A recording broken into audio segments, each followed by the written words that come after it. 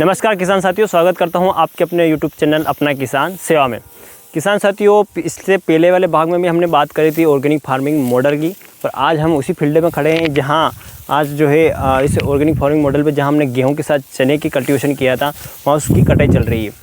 जैविक खेती क्या है, इसके बारे में मैंने सामान्य परिचय उस भाग में भी दिया था कि जैविक खेती जहाँ पर बिना किसी रसायन के उपयोग के जो है फसल उत्पादन करते हैं उसे जैविक खेती कहते हैं। इसमें कई तरह के जो जैविक इनपुट होते हैं, जैसे जीवामृत, बीजामृत, ट्राइकोडर्मा, ब्यूवेरिया बेसियाना, कई सारे इनपुट होते हैं।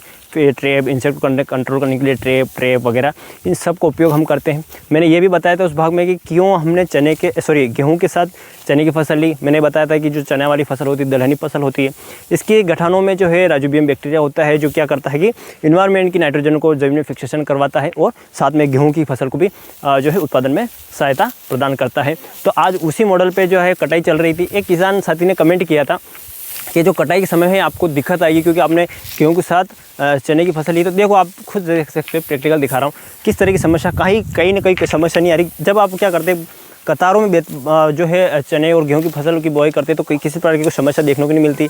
हमने बीच में गेहूं लगाया था और साथ में इसके साइड में कतारों में हमने चने की फसल ली थी। जैसे आप देख सकते हो, ये चना है, ठीक है, ये चने की फसल है और साथ में इसमें बीच में जो है गेहूं की, और उसके बाद एक एक कतार हमने साइड में उसकी गेहूं की ली थी। तो किसी प्रकार की कोई कटाई में समस्या नहीं आ रही है। जिस तरह से किसान साथी आपको देख रहे होंगे जो है कटाई कर रहे हैं, सब अलग अलग है। हमने पहले गेहूं की कटाई कर ली और सेपरेट हमने क्या किया, इसमें चने की फसल को जो है खड़ा रहने दिया। अब क्या करेंगे, जैसे गेहूं की फसल है उसको इकट्ठा कर लेंगे, फिर चने अभी थोड़े क्या है हरे भरे हैं, ये जैसे आ जाएंगे इनको हम जो है अलग कर लेंगे और दोनों ही सेपरेट हो जाएगा। तो इस तरह से किसान साथियों किसी प्रकार की समस्या अगर आती है तो उसका जो है हमें समस्या का हल निकालना पड़ता है और धीरे धीरे हम सीखेंगे और जानेंगे क्या होती है ऑर्गेनिक फार्मिंग और कैसे इसको अपने फार्मर पे किया जाए। इसका उद्देश्य यही है कि किसान साथियों को ये मॉडल दिखाया जाए, किसान साथी ज़्यादा से ज़्यादा क्या कर सके, ये ऑर्गेनिक फार्मिंग इसकी ओर बढ़े। इससे क्या होगा किसान साथियों, जो आज के मार्केट में जिस तरह से हम जो फूड कंजम्पशन कर रहे हैं, या कहीं ना कहीं अपने स्वास्थ्य के लिए हानिकारक है।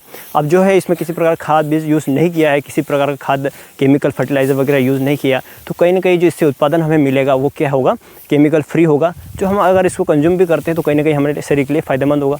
गेहूँ का हम आटा बना के यूज़ कर सकते हैं और चने साथ में अपन इसने साथ में फसल की मदद भी करी, साथ में हमें कुछ उत्पादन मिला, इसका दाल बनाने में उपयोग कर सकते हैं। ठीक है, चने को अपन प्रोटीन के लिए भी अपन कंजम्पशन कर सकते हैं। तो इस तरह के फ़ायदे अपन को देख सकते हैं।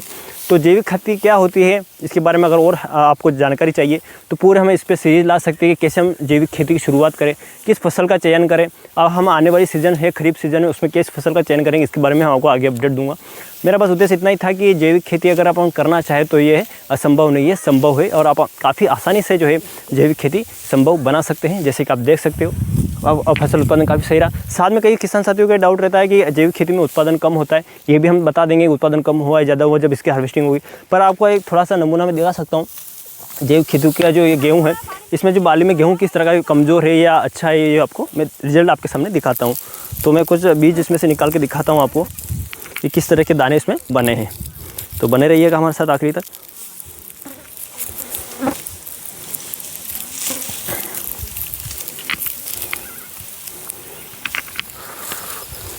आप पास आके देख सकते हैं, बीजों में किसी प्रकार की कोई कमी नहीं है। देखो, आप देख सकते हैं बीज भी बिल्कुल पिचके हुए नहीं है, अच्छे भरे हुए बीज है, ऐसी कोई समस्या नहीं है। साथ में आपको चने की फसल भी दिखा देता हूँ।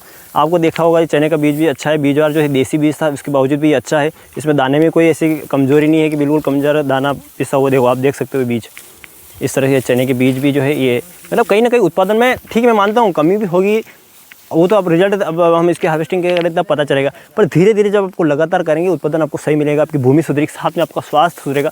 और अगर आप इसको अगर मार्केट भी करते हो तो आपको कहीं ना कहीं जो मार्केट दूसरी जो आटा वगैरह जो भी गेहूँ वगैरह बिकता है उससे इसको प्राइस ज़्यादा मिलता है। पर आप खुद के लिए पहले शुरुआत करिए कि अपन खुद को खा सके अच्छा सा, और जो है अच्छा अनाज खा सके, उसके लिए आप शुरुआत करिए। तो किसान साथियों, बस मेरा उद्देश्य यही था कि आपको जैविक खेती के बारे में बताऊं, कैसे हमने इस मॉडल को शुरू किया था और कैसे हार्वेस्टिंग तक पहुंचे हैं और कैसे इसमें कटाई में समस्या नहीं आएगी। वो मैंने आपको जो है आपके कमेंट के माध्यम से जो आपने क्वेश्चन किया था उसका जो है राइट प्रैक्टिकल हमने आपको दिखाया है। तो जानकारी कैसे लगी किसान साथियों, कमेंट के माध्यम से जरूर बताएं। अगर आपको भी जैविक खेती सीखना है या समझना है तो आप भी जो है जैविक खेती करें, किसानों के साथ जुड़िए। कुछ प्रश्न हो जैविक खेती से रिलेटेड आप बिल्कुल कमेंट के माध्यम से पूछिए। ठीक है, आज की बात में बस इतना ही। धन्यवाद।